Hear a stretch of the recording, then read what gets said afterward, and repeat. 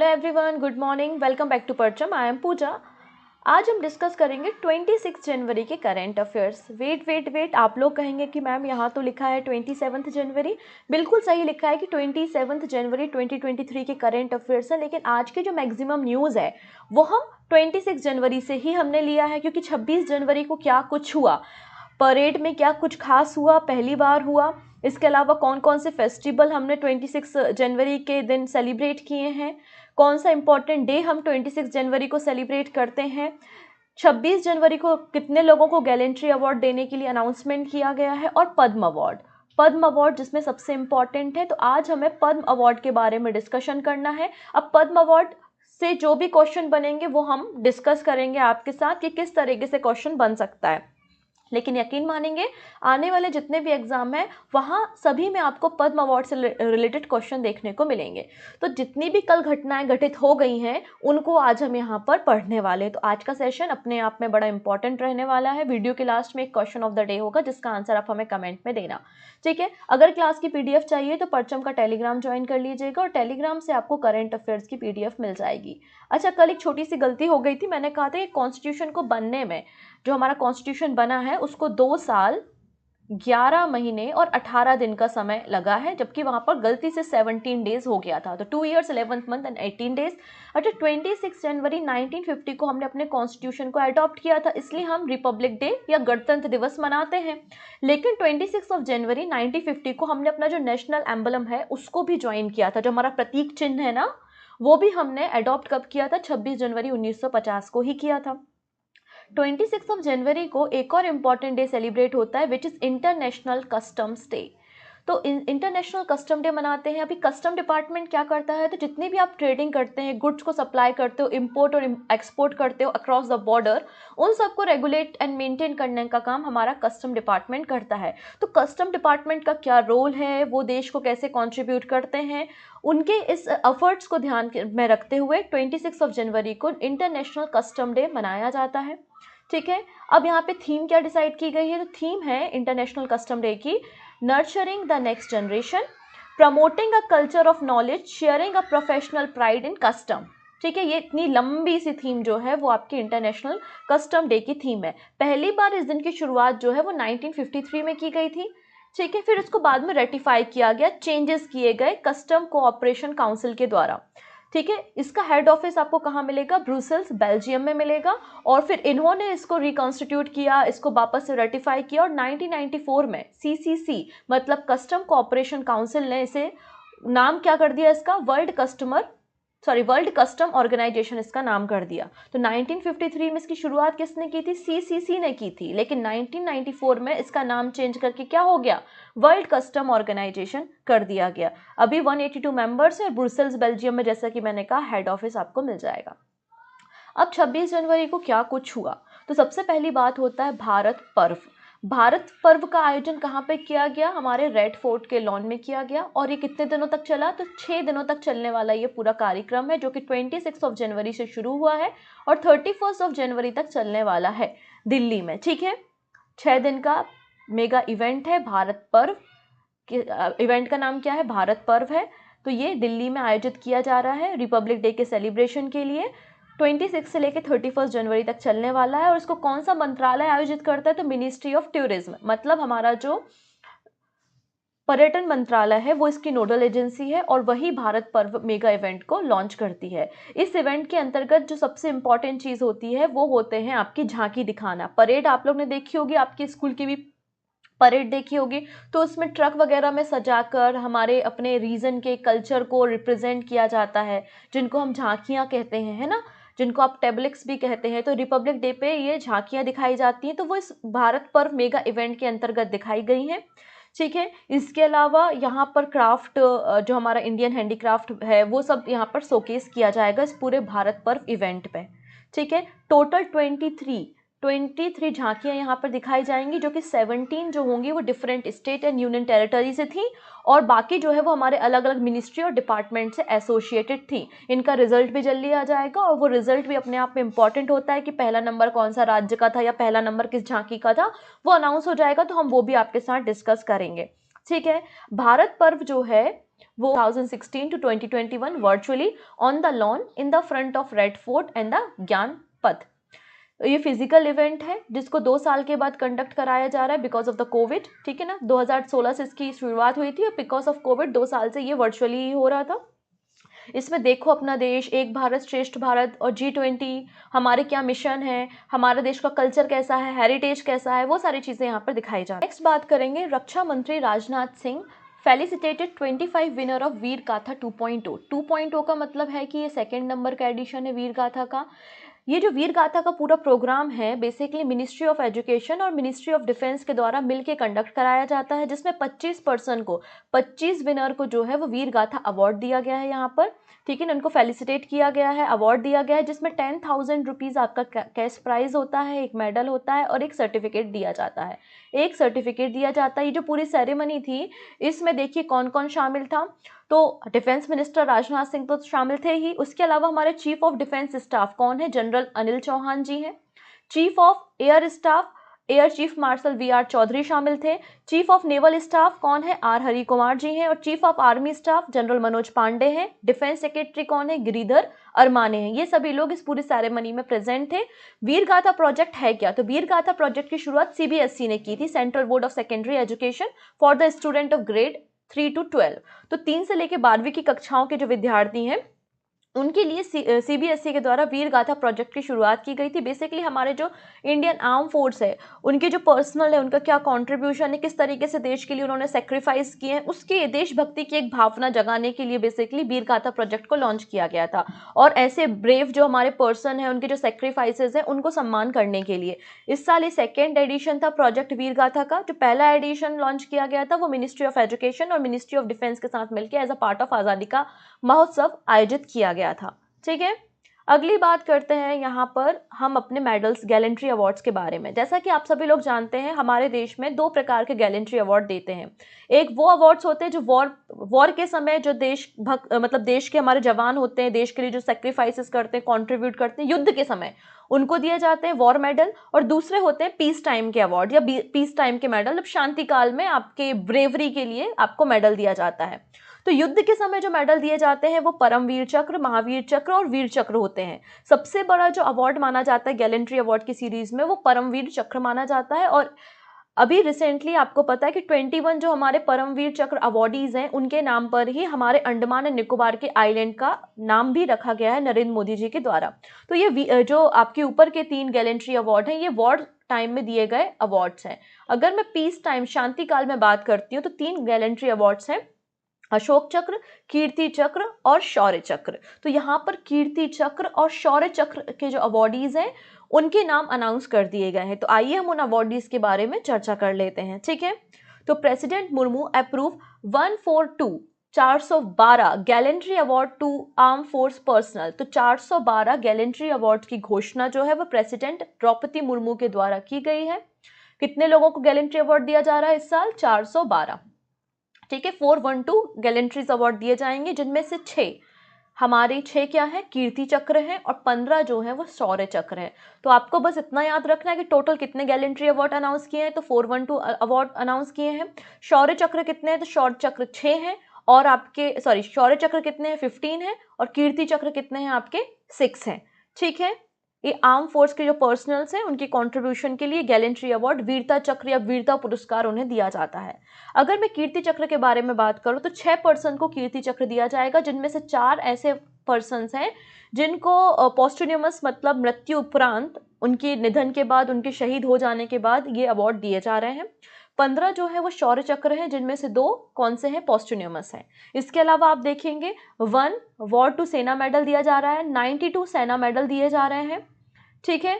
फिर यहाँ पर आप देखेंगे 29 परम विशिष्ट सेवा मेडल भी दिए जाएंगे। तो ये आपसे नहीं पूछा जाता है, आपसे यहाँ से 3 ही क्वेश्चन बनेंगे कि कितने गैलेंट्री अवार्ड अनाउंस हुए, तो 412 हैं। शौर्य चक्र कितने हैं, तो आप कहेंगे 15 है। कीर्ति चक्र कितने हैं, तो 6 हैं, ठीक है। अब शौर्य चक्र के अवार्डीज तो देखो 15 हैं, जो काफी सारे हैं, लेकिन कीर्ति चक्र में आप देखो केवल 6 अवार्डीज हैं, जिनमें से 4 वो व्यक्ति हैं जो देश के लिए शहीद हो चुके हैं। तो इसलिए हम इन 6 लोगों के नाम को एक बार देख लेते हैं। तो कीर्ति चक्र जो है वो इंडिया का 2nd हाईएस्ट गैलेंट्री अवार्ड है आफ्टर द अशोक चक्र, ठीक है। और शौर्य चक्र जो है वो कंट्री का तीसरे नंबर का हाईएस्ट गैलेंट्री अवार्ड है जो कि पीस टाइम में दिए जाते हैं। इसके अलावा प्रेसिडेंट द्रौपदी मुर्मू के द्वारा तट रक्षक मेडल भी दिया जा रहा है इंडियन कोस्ट गार्ड के पर्सनल्स को। इंडियन कोस्ट गार्ड के पर्सनल्स को क्या दिया जाएगा? तट रक्षक मेडल दिया जाएगा, क्योंकि कोस्ट गार्ड का काम जो होता है वो हमारी तट की, हमारी कोस्टल बाउंड्री को प्रोटेक्ट करना ही होता है। अब यहाँ पे एक छोटी सी लिस्ट है, ये वो पर्सन्स है जिनको कीर्ति चक्र दिया गया है। ठीक है, 6 पर्सन आपको दिख रहे हैं, कौन कौन है? मेजर शुभंग जो कि डोगरा रेजिमेंट से थे, major Shubhang, Naik Jitendra Singh Rajput regiment, Jammu and Kashmir police constable Rohit Kumar, sub inspector Deepak Bhardwaj, head constable Sodhi Narayan और हेड कांस्टेबल श्रवण कश्यप। तो एक बार आपको रटने नहीं है ये नाम, ठीक है, क्योंकि नाम बहुत ही रेयर है, बहुत ही रेयर है कि कभी नाम पूछा जाएगा, लेकिन एग्जाम में कुछ भी हो सकता है। 4 पर्सन दिख दिए जाए और बोले बताइए इनमें से किसी कीर्ति चक्र नहीं मिला या इनमें से किसी कीर्ति चक्र मिला है, राइट। तो एक बार बस नाम अपने सामने से गुजार लो, देख लो, जिससे कभी एग्जाम में दिख जाए ये कोई नाम तो आप रिलेट कर पाओ और आंसर कर पाओ। ठीक है, नेक्स्ट बात करते हैं हम पद्म अवार्ड। वेरी वेरी इंपॉर्टेंट है पद्म अवार्ड, बहुत अच्छे से समझिएगा। और आपको इस इमेज में कुछ ऐसे पर्सन है जो बहुत जाने पहचाने आपको चेहरे दिख रहे होंगे, राइट। जैसे कि ये है मुलायम सिंह यादव जी, रिसेंटली इनकी डेथ हुई थी, है ना, तो इन्हें पद्म अवार्ड दिया गया है। ये तबला मास्टर है हमारे जाकिर हुसैन जी, हमेशा आप इनको सुनते हैं, देखा होगा आप लोगों ने टीवी वगैरह में। कल की न्यूज़ में मैंने आप लोगों को बालकृष्णन दोषी के बारे में बताया था, जो कि आर्किटेक्ट थे और उनका निधन हो गया। कल ही हमने डिस्कस किया था और आज हम उनको फिर से डिस्कस करने वाले हैं क्योंकि इनको पद्म अवार्ड दिया जा रहा है। तो आइए हम देख लेते हैं सबसे पहले कुछ बातें। तो union ministry of home affairs Padma award किसने अनाउंस किए हैं? हमारे गृह मंत्रालय ने अनाउंस किए हैं। तो union minister of home affairs के द्वारा पद्म अवार्ड को अनाउंस किया गया है रिपब्लिक डे की इवनिंग में।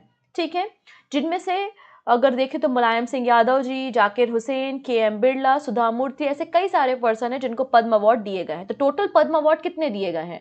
टोटल पद्म अवार्ड 2023 में 106 दिए गए हैं। तो एक वेरी इंपॉर्टेंट क्वेश्चन, ठीक है ना, 106 जो है वो पद्म अवार्ड दिए गए हैं इस साल। अब क्वेश्चन कैसे बनेगा कि जाकिर हुसैन को कौन सा अवार्ड दिया है? पद्मश्री है, पद्म भूषण है, पद्म विभूषण है। सुधा मूर्ति को कौन सा अवार्ड दिया है? तो इस तरीके से क्वेश्चन बनेंगे, वो हम देखते हैं। पद्म अवार्ड जो होते हैं इनकी शुरुआत 1954 में की गई थी, 1954 में की गई थी। तो इस साल 106 पद्म अवार्ड मिले हैं। अब पद्म अवार्ड जो होते हैं वो 3 अलग अलग कैटेगरी में दिए जाते हैं। पद्म विभूषण सबसे बड़ा होता है, फिर पद्म भूषण और देन पद्मश्री अवार्ड होते हैं।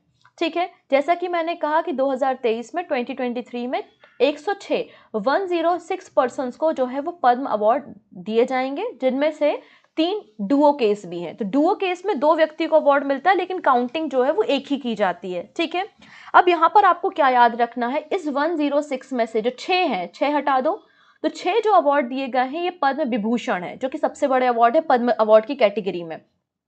तो पद्म विभूषण जो है वो 6 पर्सन को दिए गए हैं।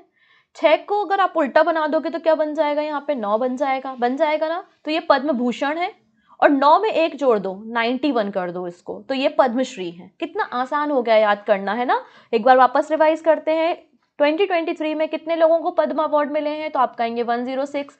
मैंने आपसे पूछ लिया पद्म विभूषण कितने को मिले हैं? तो 6 को। पद्म भूषण किसको मिले हैं? तो 9 को। और पद्मश्री किसको मिले, कितने मिले हैं? 91। तो आसान हो गया, आप ऐसे याद कर लीजिएगा इनको, लेकिन याद जरूर करना है।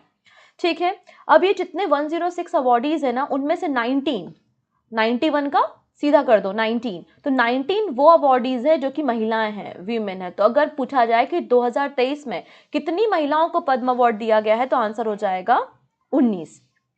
ठीक है, 19 जो है, 19 of the awardees are women. ठीक है, और 2 पर्सन ऐसे हैं जो NRI या OCI कैटेगरी से बिलोंग करते हैं, है ना, मतलब भारतीय मूल के व्यक्ति हैं लेकिन विदेश में रहते हैं। तो 2 व्यक्ति ऐसे हैं, उनके बारे में हम देखेंगे। और 7 पर्सन ऐसे हैं जिनको मृत्यु के बाद, उनके देहांत के बाद जो है वो अवार्ड दिए गए। वापस से रिवाइज करना पड़ेगा मुझे, देखो ये हटा रही हूँ स्क्रीन, देखते हैं कितना याद रह गया। टोटल कितने पद्म अवार्ड मिले हैं? तो आप कहेंगे 106। पद्म विभूषण कितने हैं? 6 हैं। पद्म भूषण कितने हैं? तो 9 है। पद्मश्री कितने हैं? 91 है। महिलाओं को कितना दिया गया है? 19 दिया गया है। NRI कितने हैं? तो 2 हैं। और पोस्टमस कितने हैं? 7 हैं। डन। तो ये नंबर, ये सीक्वेंस आपको याद रखना है। आइए अब हम बात करेंगे यहाँ पे पद्म भूषण विभूषण अवार्ड्स के बारे में। पद्म विभूषण जो कि आपके सेकेंड हाईएस्ट सिविलियन अवार्ड आप बोल सकते हैं, भारत रत्न के बाद सबसे बड़ा पद्म विभूषण होता है। 6 व्यक्तियों को ये अवार्ड दिया गया है। देखते हैं एक एक करके। सबसे पहले है बालकृष्ण दोषी, श्री बालकृष्ण दोषी जो कि एक आर्किटेक्ट है ना, जिन्हें प्रिट्जगर आर्किटेक्ट अवार्ड भी 2018 में दिया गया था और रिसेंटली इनका निधन हो गया है गुजरात से।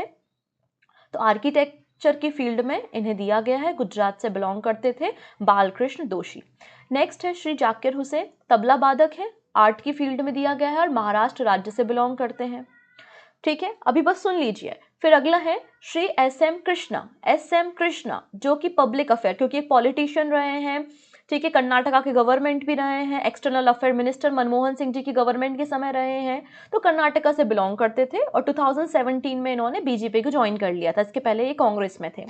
सो एस.एम. कृष्णा जी को भी कर्नाटका से रहने वाले हैं, पब्लिक अफेयर्स के लिए पद्म विभूषण अवार्ड दिया गया। नेक्स्ट है श्री दिलीप महानलोबिस, इन्हें मेडिकल साइंस की फील्ड में काम करने के लिए अवार्ड दिया गया। जो आज किसी को भी अगर लूज मोशन जब हो जाते हैं तो मम्मी ORS का घोल पिलाती है, तो आपको श्री दिलीप को याद करना चाहिए, वही इन्वेंटर थे, तो वेस्ट बंगाल से थे, इनको भी पद्म विभूषण दिया गया है। Srinivas Vardhan, science and technology में, ये USA से बिलोंग करते, मतलब एक NRI व्यक्ति हो गए। ठीक है, फिर है मुलायम सिंह यादव जी, पब्लिक अफेयर के लिए उत्तर प्रदेश से। तो ये आपके कितने हो गए, 6 पर्सन वो हो गए जिनको पद्म विभूषण अवार्ड दिया है। तो इनमें से कुछ नाम तो आपके दिमाग में छप गए, जैसे कि मुलायम सिंह यादव जी को आप नहीं बोलोगे, जाकिर हुसैन जी को नहीं बोलोगे, मैडम ने आप कुछ दिन पहले ही आपको आर्किटेक्ट के बारे में बताया था दोषी जी, आप उनको नहीं भूलोगे। मैंने आपको ORS के फाउंडर के बारे में भी बताया था श्री दिलीप महानलोबिस, इनको भी आप नहीं भूलोगे। तो 2 व्यक्ति और हैं, एस.एम. कृष्णा और श्रीनिवास वर्धन, इनका नाम आपको याद रखना है। ठीक है, इसके अलावा इनकी स्टेट या कंट्री जिससे वो बिलोंग करते हैं वो भी आपको याद रखना है। चलो एक एक करके हम बात करते हैं। सबसे पहले बात करेंगे हम दिलीप महानलोबिस के बारे में। इन्होंने वर्ल्ड को सबसे अच्छा, सबसे खूबसूरत गिफ्ट दिया, क्योंकि इन्होंने ORS का फॉर्मेशन, मतलब ORS का इन्वेंशन किया था। ORS सभी को पता है, ठीक है, जिससे कई सारे लोगों की जान भी बचाई गई है।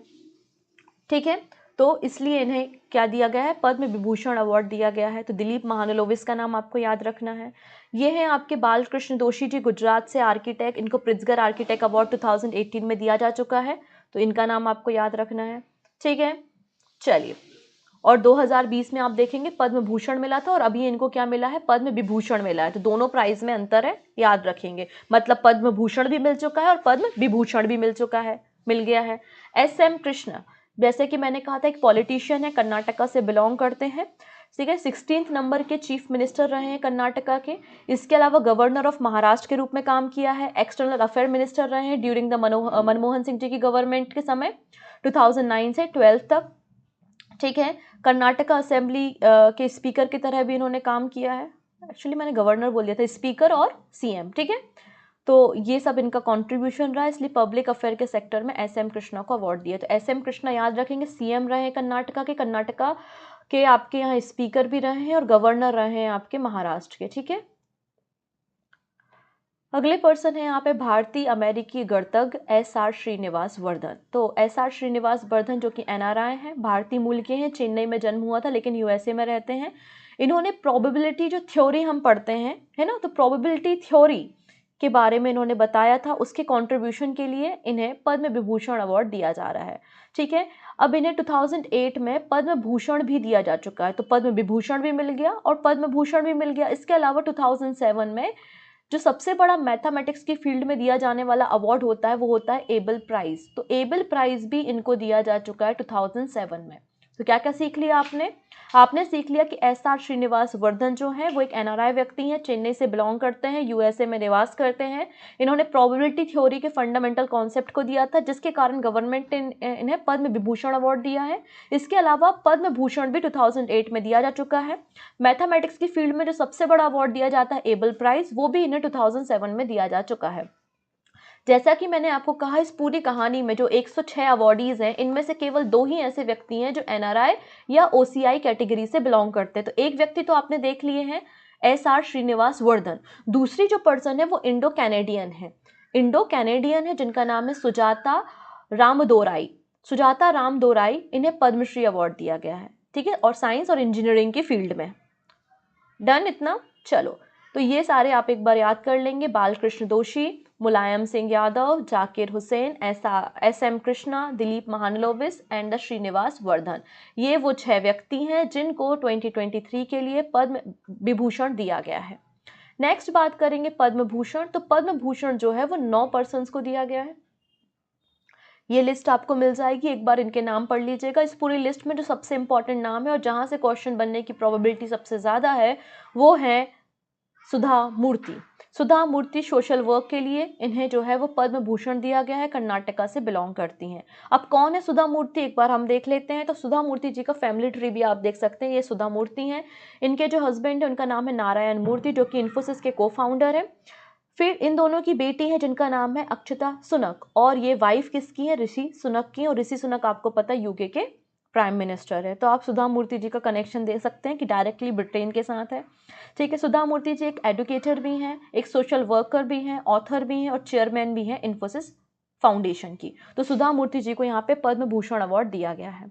इसके अलावा बाकी नाम भी एक बार आप रिवाइज कर सकते हैं, जिनमें एक और दूसरा इंपॉर्टेंट नाम है के.एम. बिरला का। के.एम. बिरला ट्रेड और इंडस्ट्री के लिए महाराष्ट्र से बिलोंग करते हैं और इन्हें भी पद्म भूषण अवार्ड दिया गया है। तो के.एम. बिरला जी का नाम आपको याद रखना है और सुधा मूर्ति का नाम याद रखना है। बाकी एक सारे नाम एक बार आप पढ़ लीजिएगा, वो आप जिससे क्वेश्चन बन सके। लेकिन पद्म विभूषण जो है ना 6, वो पूरे के पूरे आपको रटने हैं। अब पद्मश्री, तो पद्मश्री जो है वो 91 लोगों को मिला है। तो इन 91 लोगों के नाम याद करना नेक्स्ट इम्पॉसिबल है, राइट। लेकिन कुछ नाम इंपॉर्टेंट होते हैं जिनको याद करना जरूरी हो जाता है, जैसे कि राकेश झुनझुनवाला, ठीक है ना, राकेश झुनझुनवाला, इनका नाम तो आप वैसे भी नहीं भूलेंगे। इसके अलावा रवीना टंडन जी, उनका नाम भी आप नहीं भूलेंगे। तो इन लोगों को भी, कुछ खास लोगों को यहाँ पे पद्मश्री दिया गया है। कौन कौन है, तो राकेश झुनझुनवाला है, रसना के founder Areez Khambatta, former union minister and Manipur BJP president Thounaojam Chaoba Singh, former Tripura minister and indigenous people front of Tripura president Narendra Chandra, इन सबको। और आरआरआर, अभी म्यूजिक आपको पता है, नाटू नाटू को गोल्डन ग्लोब अवार्ड भी मिल गया। तो ये जो नाटू नाटू सॉन्ग के आप कंपोजर बोल सकते हैं, वो कौन थे, एम.एम. खीरावनी थे। तो एम.एम. खीरावनी को भी ये पद्मश्री अवार्ड दिया गया है। इसके अलावा गजल सिंगर अहमद हुसैन और मोहम्मद हुसैन, अहमद हुसैन और मोहम्मद हुसैन जो कि गजल सिंगर हैं, उनको भी पद्मश्री दिया गया है। तो अगली जो लिस्ट आ रही है इनको आप रट लो। रवीना टंडन याद हो गई, फिर आपके एम.एम. खीरावनी, आरआरआर, नाटू नाटू सॉन्ग, ठीक है। आनंद कुमार जी, पता ही होगा आपको आनंद कुमार जी के बारे में, ऋतिक रोशन की पिक्चर देख लेना, सुपर 20 क्या था, सुपर 30 ना, तो इनकी ही स्टोरी है आनंद कुमार की। राकेश झुनझुनवाला जी, ठीक है। इसके अलावा एक और नई पर्सन आपको यहाँ मिलेंगी, सुमन कल्याणपुर। तो सुमन कल्याणपुर जो है वो एक सिंगर है, ठीक है। कौन है ये, एक सिंगर है। तो इन सभी लोगों को पद्मश्री अवार्ड दिया गया है।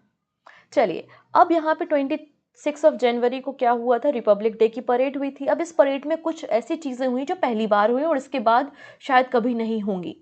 तो पहले हम वो सारी चीज़ों को एक करके देखते हैं। जैसे कि आप यहाँ पर देख सकते हैं, ये बीएसएफ का रेजिमेंट है, मतलब बॉर्डर सिक्योरिटी फोर्स का एक कंटिजेंट है जो कि कैमल पर है। और इनको राइड कौन कर रही हैं, आप देख सकते हैं, वीमेंस हैं। तो पहली बार विटनेस हुआ है, या मतलब पहली बार रिपब्लिक डे की परेड में women rider on the BSF camel contingent को यहाँ पर शामिल किया गया है और इन्होंने मार्च किया था यहाँ पर। तो हमें देखना है कि रिपब्लिक डे 2023 की परेड में क्या क्या फर्स्ट टाइम हुआ। तो सबसे पहली बात है, जब से आपने जो आपका राजपथ था उसका नाम कर्तव्य पथ चेंज किया, तो पहली बार ये परेड यहाँ पे कंडक्ट की जा रही है। और कई सारे इवेंट पहली बार हो रहे हैं, जिनमें से मैंने आपको बता दिया, जो बॉर्डर सिक्योरिटी फोर्स की कैमल कंटिजेंट थी वो पहली बार यहाँ पर मार्च की है। 12 फीमेल्स या 12 जो है वीमेन राइडर इसमें शामिल थी, ठीक है। ये पहली बार चीज़ हुई है। नेक्स्ट बात करते हैं, अभी तक जैसे आप लोगों ने सुना होगा कि रिपब्लिक डे के दिन क्या है, 21 तोपों की सलामी दी जाती है, ऐसा सुना है। और उसमें ब्रिटिशर्स के एरा की, ब्रिटिशर्स के समय की ओल्ड हॉबिट्जर का यूज़ किया जाता था विथ 25 पाउंडर गन। इसको रिप्लेस कर दिया गया है 105 mm इंडियन फील्ड गन के साथ। तो इस बार जो तोपों की सलामी दी गई है वो 105 mm इंडियन फील्ड गन के साथ दी गई है। अब यहाँ पर आप ये देख रहे हैं, ये हैं लेफ्टिनेंट डिम्पल सिंह भाटी। इनका नाम क्या है, डिम्पल सिंह भाटी, ठीक है। इनका नाम है Dimple Singh Bhati. A team of daredevils motorcycle rider.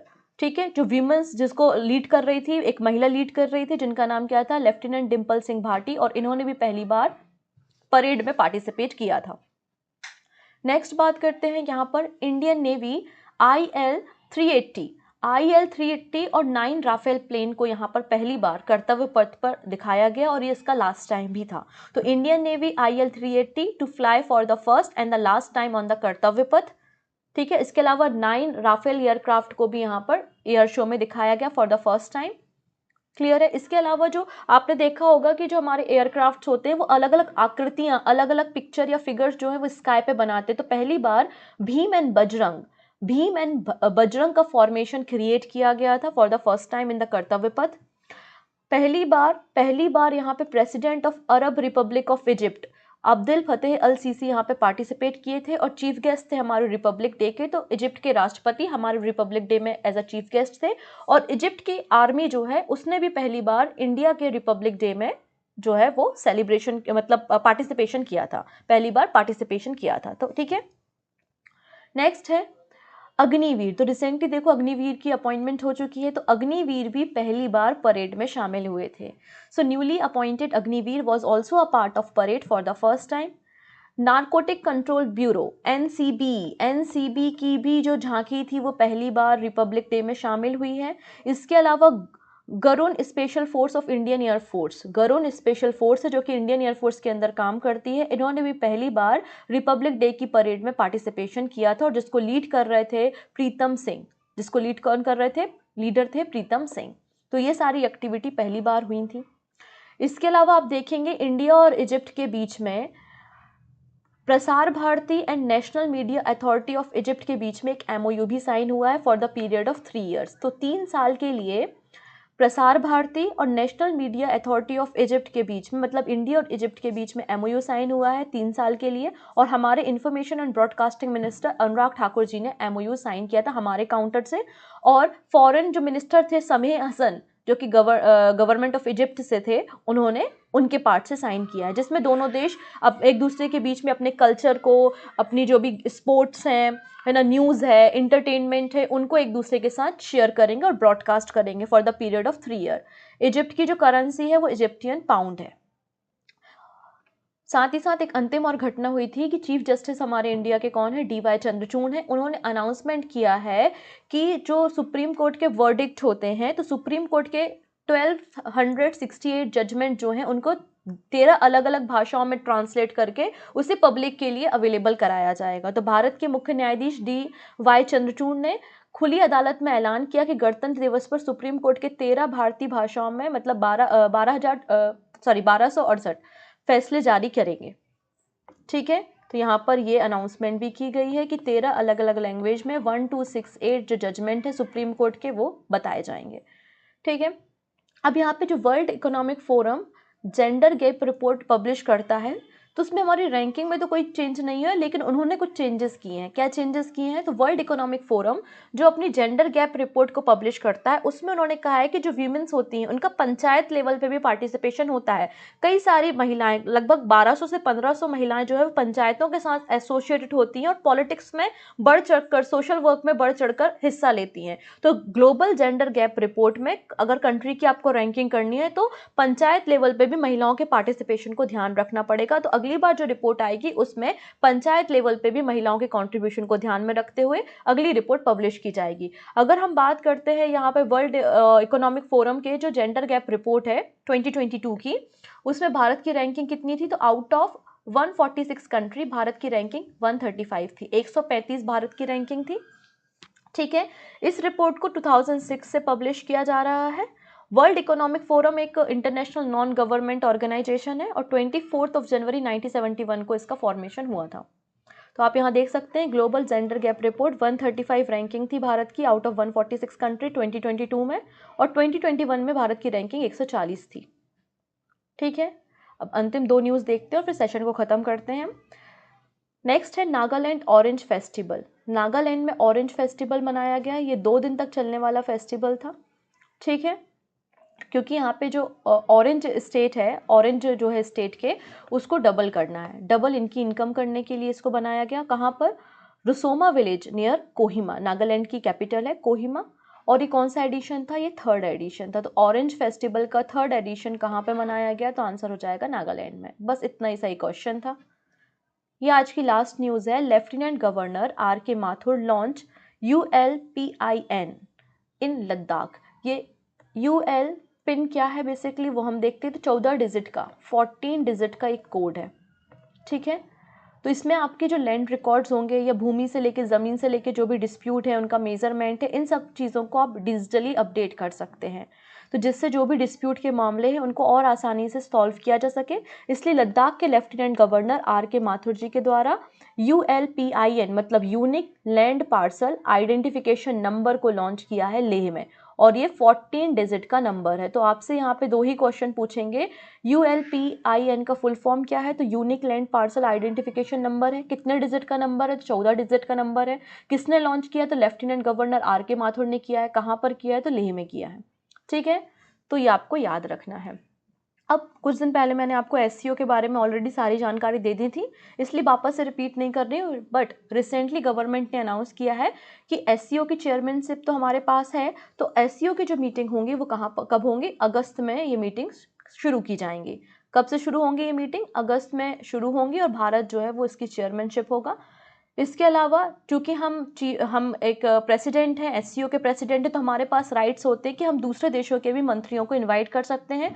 तो भारत ने स्पेशल इनविटेशन भेजे हैं पाकिस्तान, चाइना, इसके अलावा आप देखेंगे रशिया, कजाकिस्तान, तजाकिस्तान, उज्बेकिस्तान और किर्गिस्तान के लीडर्स को, इनके लोग भी, डेलीगेट्स भी SEO की मीटिंग में शामिल होंगे। SEO की थीम क्या थी, तो थीम यहाँ पर है सिक्योर जो है वो यहाँ पर थीम है SEO की, और उसका फुल फॉर्म मैंने पहले भी डिस्कस किया है, आप उस फुल फॉर्म को देख सकते हैं, ठीक है। इतनी चीज़ें क्लियर हैं। और एक छोटी सी ये लिस्ट है, आप इसको एक बार पढ़ लीजिएगा कि G20 न्यूज़ में है, इनकी अलग अलग मीटिंग मैंने पहले भी लिस्ट आपको दी थी, वापस से एक बार लिस्ट दी है कि first meeting of youth 20 group कहाँ हो रही है, गुवाहाटी में। एनवायरनमेंट मीटिंग बेंगलुरु में, ठीक है। B20 की meeting Gandhinagar Gujarat. Think 20 meeting Bhopal जो कि हो चुकी है, ठीक है। फर्स्ट G20 मीटिंग पुडुचेरी में होगी। इसके अलावा स्टेम मतलब क्या होता है, साइंस टेक्नोलॉजी इंजीनियरिंग एंड आपका मैथमेटिक्स, ठीक है ना। Science technology engineering and mathematics को हम क्या कहते हैं, स्टेम कहते हैं। और स्टेम की जो पहली मीटिंग हो रही है, इनोवेशन और लर्निंग सेंटर सेटअप किया जा रहा है, वो कहाँ किया जा रहा है, तमिलनाडु चेन्नई में। तो अमेरिकन इंडियन फाउंडेशन और के द्वारा इंडिया का पहला stem innovation and learning centre को चेन्नई तमिलनाडु में सेटअप किया जा रहा है, ठीक है। सो ये क्वेश्चन ऑफ द डे है, कौन सा कंट्री जो है वो FIDE वर्ल्ड चैंपियनशिप 2023 को होस्ट करेगा। 4 आपके पास ऑप्शन है, जो सही आंसर होगा वो आप हमें कमेंट में देना, ओके। रिप्लाई भी मैं आपको वहीं पे कर दूंगी। सो मिलते हैं नेक्स्ट सेशन में, take care and bye bye.